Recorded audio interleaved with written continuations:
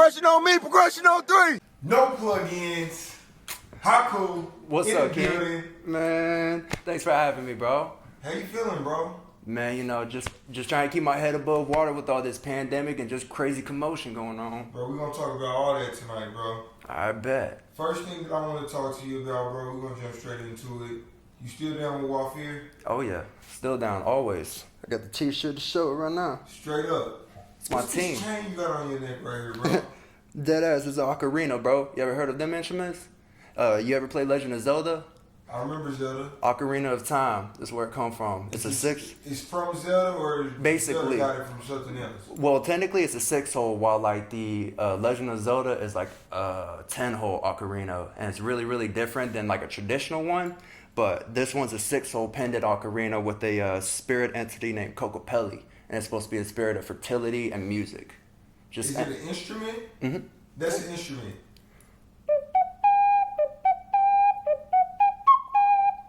I remember that instrument from Zelda. See, man, this shit. Yeah, I actually have a 12-hole one, but this one, you know, is a lot more slicker because it got the jade. Bro, wow, dang, I just had a flashback to my childhood that quick. You're welcome, man. Yeah, I've been trying to like explore a little bit more, like expand my musical talents. Straight up. And like I have a little bit in percussion, piano, xylophone, and some drums. But I was like thinking, you know, I'm a gamer nerd, and ocarina is always something I wanted to learn. Straight up. So I just decided to pick it up. Well, let's get into all of that. First, bro, I want to talk about your name.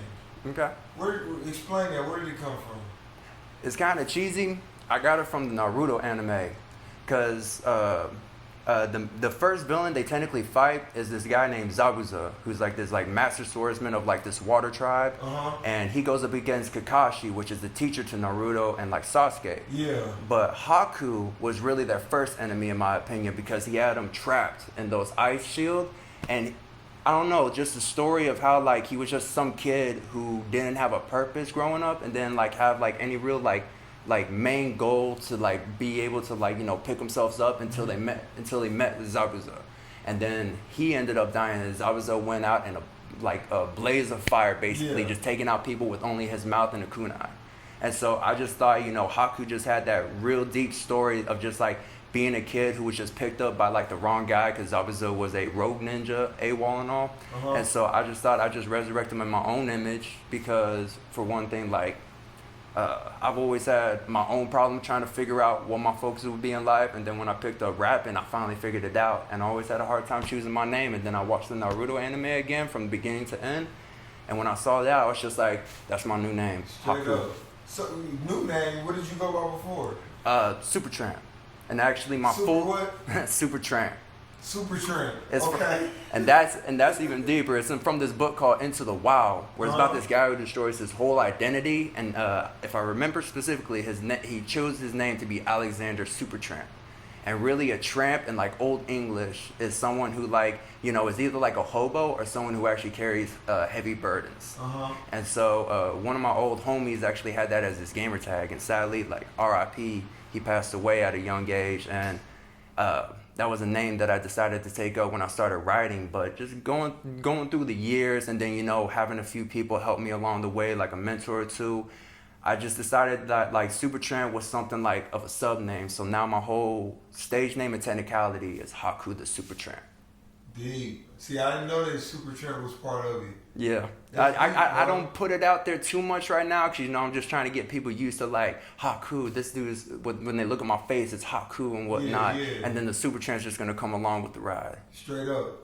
So the other day when I was interviewing some of your team members at Wafir, I was asking them, what is Wafir? Just why fear? Why fear life? Why fear death? Why fear this? Why fear that? It's just why fear? And even then, looking at us, like, why fear just a couple of ragtag team of artists that just came together and just make some banging music. Straight up, bro. Straight up. Talking about music, what you think about the music coming out of Tulsa right now?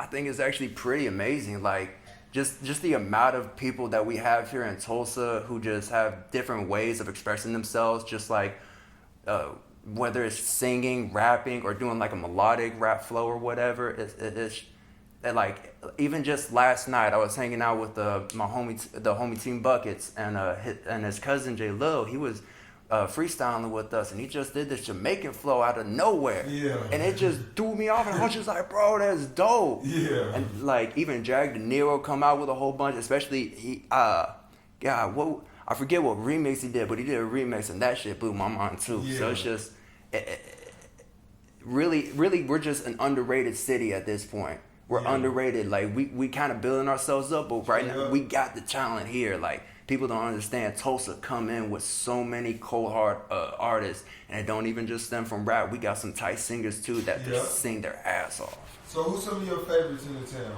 In the town, has to be GX3, Jack De Niro. Shout out Jack De Niro again. Definitely love a lot of his shit, and I'm gonna shout out a singer, Ayla.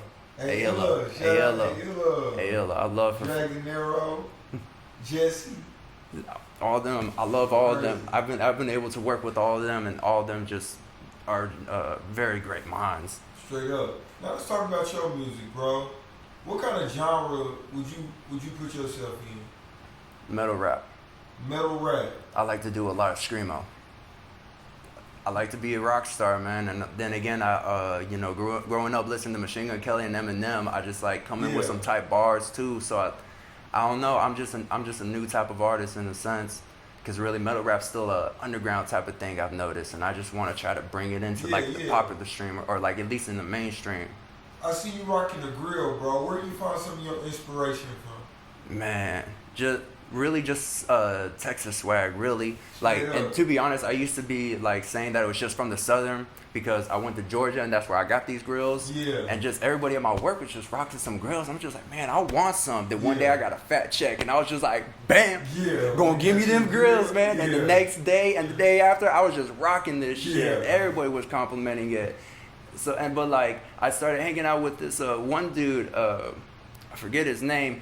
He from Texas too, and then when we got to talking and he found out that I was originally from Texas, because I was born and raised in El Paso, Texas for 8 years of my life, that he was just like, oh, that's why you like this. You got that Texas swag. And I was just like, bet. And it just blows my mind too, just seeing how like where I come from just somehow followed me into like what I am today, because I really didn't even intentionally want that to happen. It just happened. Now, another thing that I was talking to, like J-Rob and them about, was how I know on some of y'all tracks y'all like have the InfoWars vibe.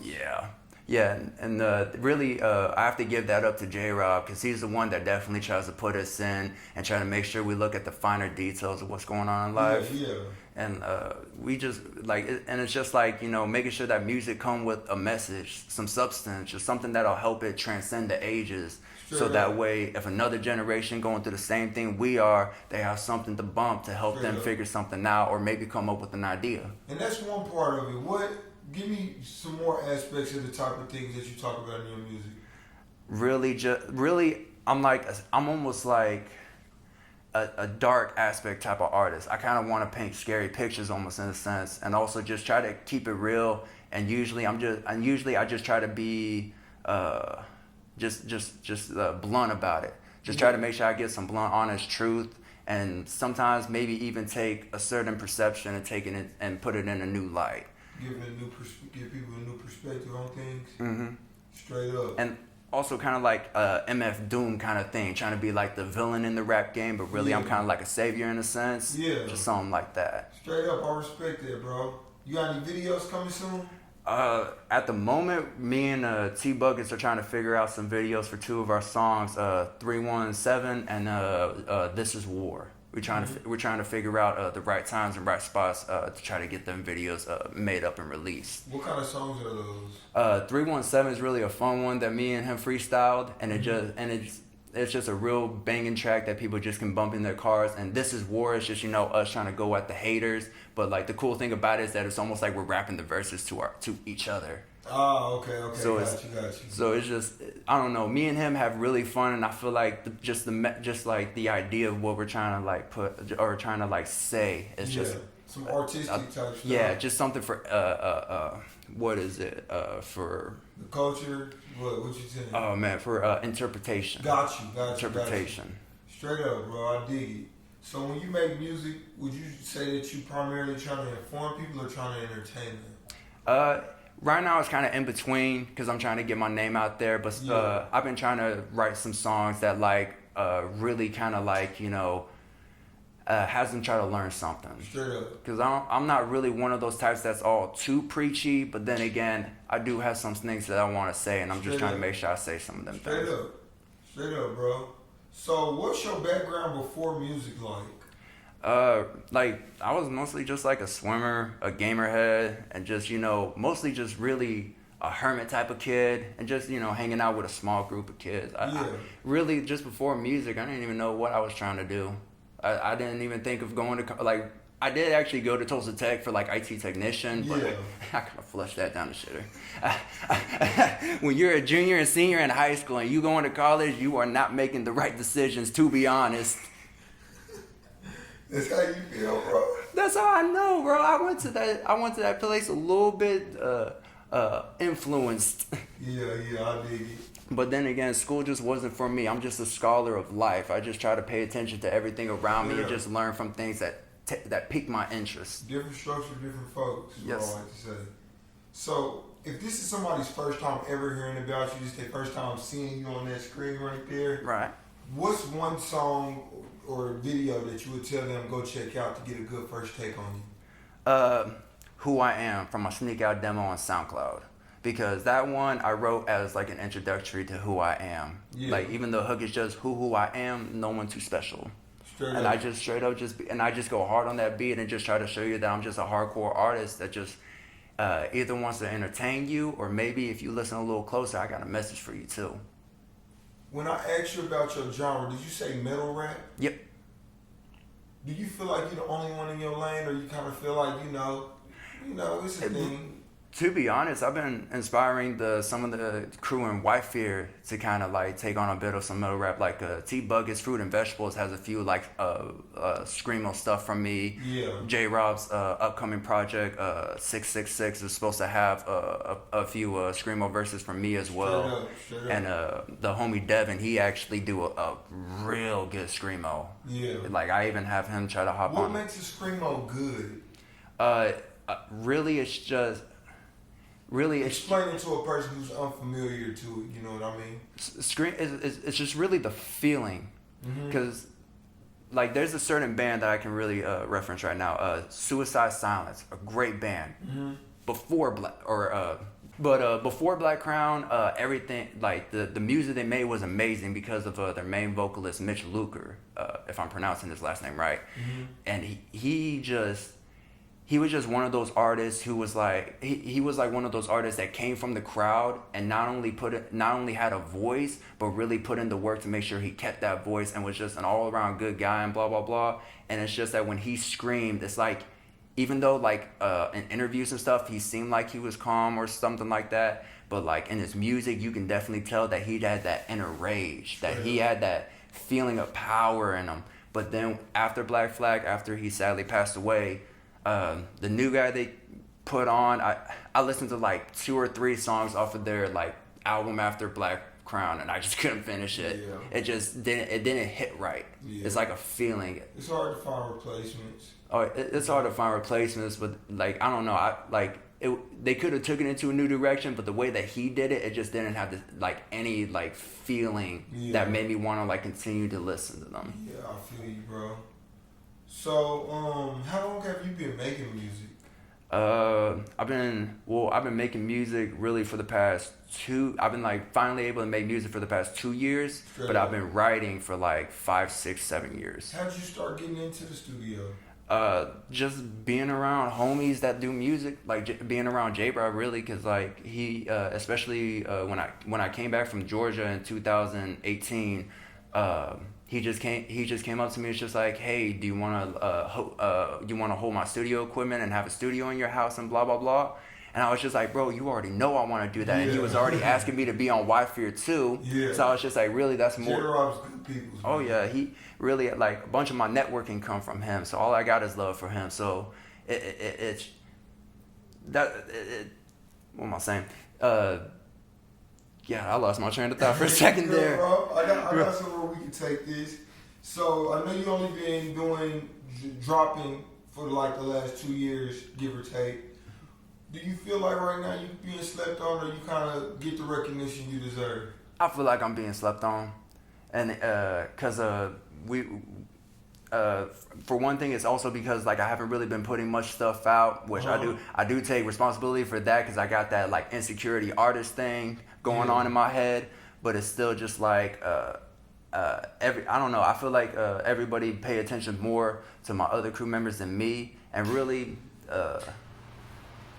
I feel like I do get a little bit of recognition, just not as much as I should.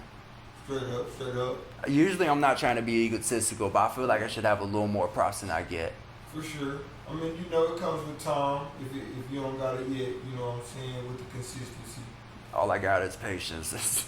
Straight up. Slow progress is better than no progress. There you go. I heard that. Great on me. But hey, so what does success look like for you in music? Just being able to wake up in the morning and knowing that I have to get at least one song done today, no matter what. Straight up. And the next day I have to do another one, and then another one, and then I got an album. Yeah. That's what I see. And, you know, just being able to go on tour, like, I would love to explore the world, but if all I got to do was be, like, nationwide, or hell, even if I was local around here in Tulsa, I feel like the biggest success. Yeah. I just want at least a small group of people that are just, like, down-to-earth fans that want to just fuck with my shit. I heard that, bro. So if you ain't in the studio, what you might be doing for fun? Skateboarding, practicing the ocarina, or playing games. How do you practice that? You YouTube tutorials? Or? Yeah, YouTube tutorials to learn the keys and the finger placements. Yeah. And then usually I'll look up like sheets of music, or like ocarina tabs of music from like certain, like specifically like Legend of Zelda, and like even a video game called Final Fantasy 7. I look up a bunch of their music. Final Fantasy, I used to love that. Man, that's really like Final Fantasy 7 specifically is my favorite story out of all of them, and I love the music on there. And I actually try to learn a couple of them on my 12 hole. I've yet to try to learn it on the 6 hole because I just got this. So do you feel like the quarantine set you up or set you back? Set me back. Because really, beforehand, me and Wafir was about to, you know, hop down and try to get our mixtape done so we can finally get that shit processed and released. But then the pandemic happened, and a bunch of us just took a step back and was just like, we need to take this serious. We can't hurt each other at this point. So I think it did us a setback. So you feel like coronavirus was a real thing? Yeah, I do. Yeah, I don't want to play around with that. If there's a secret virus out there and it's just infecting a whole bunch of people, I don't want to play around. Where do you think it came from? I mean, I think it came from the lab, from the communists. To be honest, I think it came from a lab, because even then they say that it's supposed to be a virus that like has like a pretty hyper mutation to where it can like acquire other viruses along with it and crap like that. So I think it came from a lab. So you done did a little bit of research, huh? I put my ear here and there. There you go. So how you feel about Donald Trump coming here this weekend? All I gotta say is that if people ain't seen that Jeffrey Epstein court document, I don't see why anybody let him go anywhere. If your name is right there next to this big old rapist, you need to be put behind bars. Because no matter what, if just a regular civilian is caught under a roof and something bad happens to an underage, everybody in that bitch is gone. They is getting locked up and charged and just put in behind bars. And so what is it that we don't know? I think he do. I just think he one of them snake corporate businessmen, and he just happens to be a politician too. And what I hate most is businessmen and politicians, because I think some of them are just the slimiest people ever. And really, Trump, he does decent bit of work. I'll give him some of his credit, but just overall person, he just rubs me the wrong way. Yeah. Every time I hear him speak, it just sounds like bullshit nonsense, like someone wrote it for him. All right, straight up, bro. So you got a unique sound, and I don't feel like your music is something that you really able to shop in Tulsa for, is it? Really, like, I was actually, to be honest, I think it could be. Like, I was actually surprised at a party we went and performed at one time, and we was doing a song off of T-Bucket's Fruit and Vegetables, and it's one of my verses that has some screamo in it. And really, that song comes with a whole bunch of like bullshit that happened, and I I just never really studied my verse on it because it was a freestyle for one thing. So I never tried to stick around to try to learn it because just a whole bunch of shit just maybe just kind of push away from it. So there was one night where I told them, cut my part out. I don't care to do this song tonight. Yeah. But they kind of were messing up and it continued to play. And I look left, I look right, I look behind and forward. And I see people bobbing their heads, listening to my screamo and feeling it. Yeah. And it just took me so off guard to the point to where young Jaeger was just like, give him the mic. Why does he not have the mic? Give him the mic. Yeah. So you went crazy? Yeah. Straight up. Like luckily by that time I had a little bit of like knowing, I knew a little bit of my words, but still, like as soon as I grabbed that mic, I was just like, yeah. Just, so do you look forward to mosh pits when you perform? Yeah. To be honest, the last Phone Volume concert that was out here before they had that whole breakup, when Dizzy Wright came out to perform World Peace, I was one of those people in the crowd that was moshing during World Peace. Yeah. I'm one of them crazy white boys that likes to mosh, and you know, and I ended up losing my glasses and my hat that night, so I'm not afraid of pretty So much. what is a mosh pit for people who don't know?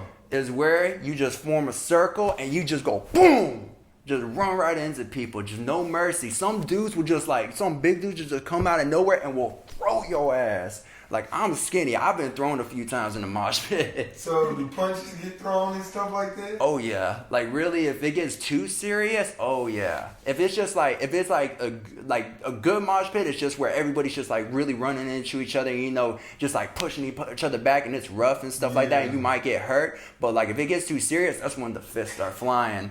You ever throw a punch at somebody? I have too much fun to throw a fist. Every time someone tried to throw something at me, I just took a step back and went into the crowd. So I was just like, this ain't my battles. This ain't my battle. I'm having fun. I ain't trying to get kicked out. Yeah, I've been with you guys when you guys got you a small mosh pit. Yeah.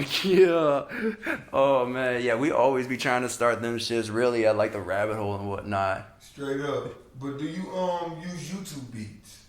Not anymore actually. I've been buying my beats from this place called Legion Beats. Dope. I spent about $250 and got like a good like three beat packs from them. Who you record your music with? Usually either just by myself, Soul Ray, Conroy, and J Rob. Straight up. Bro, I got one more question for you. What's something new that you got coming up? What's what? What's something new you got coming up?